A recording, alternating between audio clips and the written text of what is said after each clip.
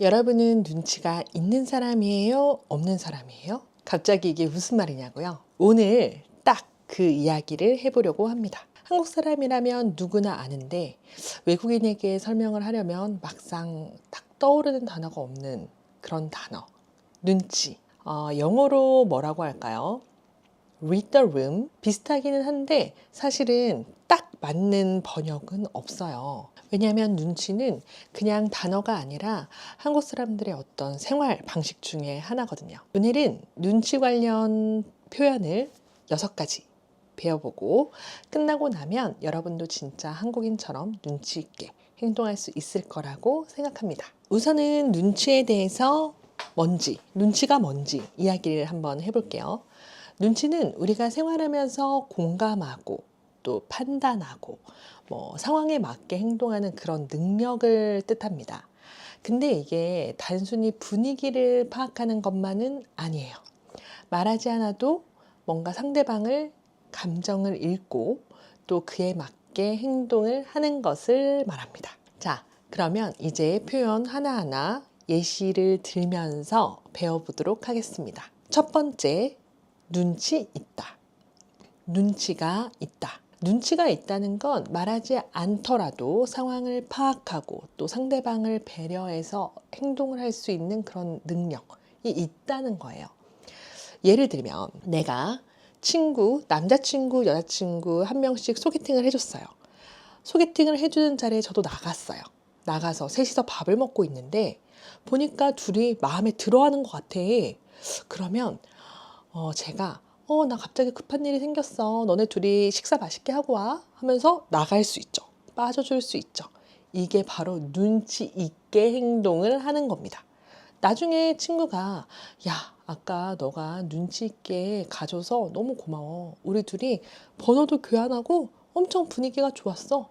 이렇게 이야기를 할 수 있는 거죠. 그리고 또 저 같은 사람을 두고 눈치 있는 사람이야 라고 이야기를 할 수 있습니다. 그러면 두 번째, 눈치 없다. 눈치가 없다는 말은 어떤 말일까요? 눈치가 없다는 말은 정말로 그런 능력이 없는 사람을 말하는 건데요. 예를 들면 회사에서 한 사람이 승진을 했어. 근데 한 사람은 승진을 못했어.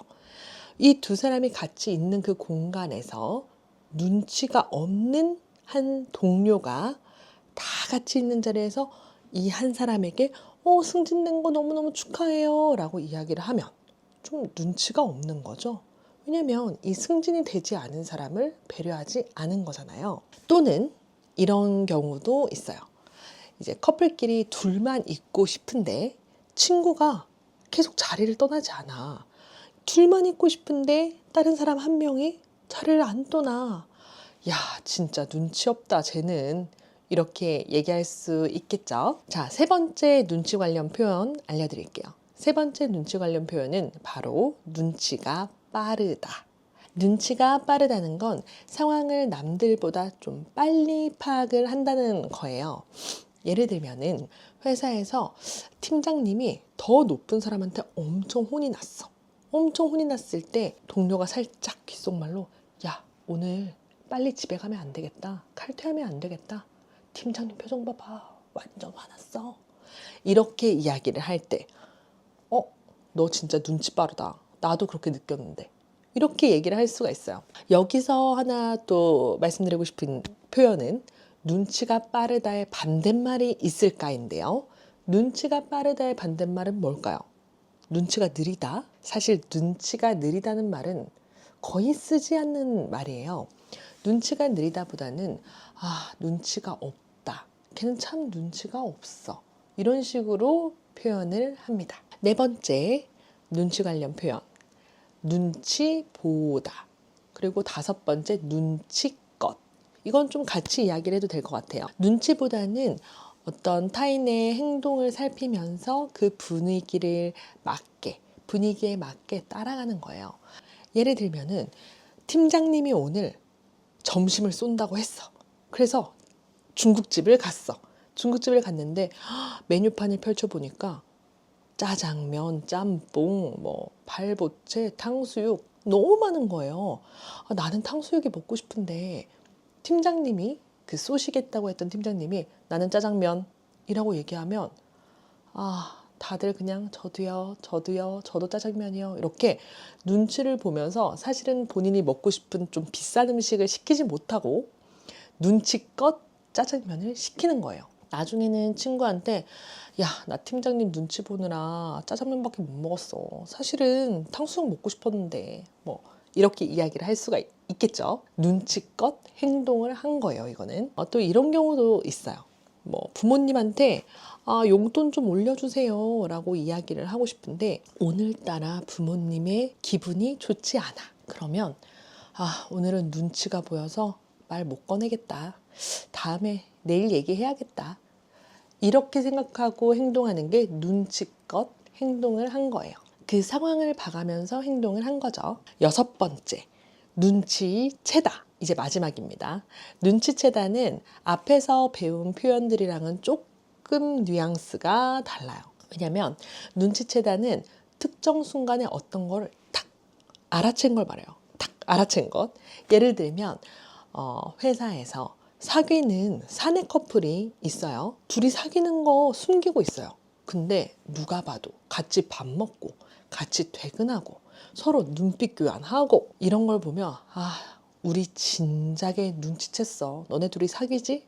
이렇게 이야기를 할 수가 있는 거죠. 또 이런 경우도 있겠죠. 친구들이 나의 서프라이즈 생일 파티를 준비를 했어요. 서프라이즈 생일 파티를 준비했으면 내가 와! 하고 놀라야 되는데 너무 티가 나는 거야. 너무 티가 나서 제가 이미 눈치를 챈 거죠. 자, 오늘 배운 표현 정리를 좀 해볼게요. 먼저 눈치 있게 행동하다.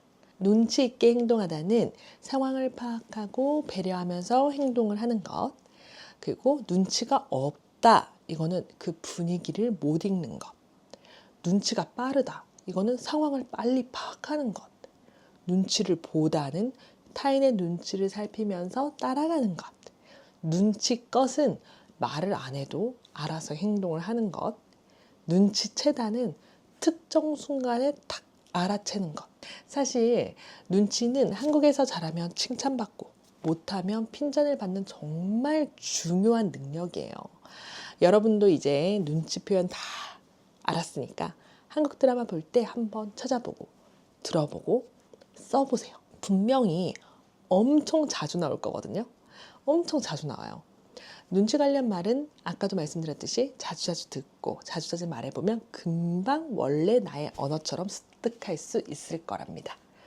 오늘 눈치 관련 PDF 스터디 시트도 올려둘 테니까 저장해두고 복습하고 또 동영상도 계속 반복해서 보면 충분히 습득하실 수 있을 거예요.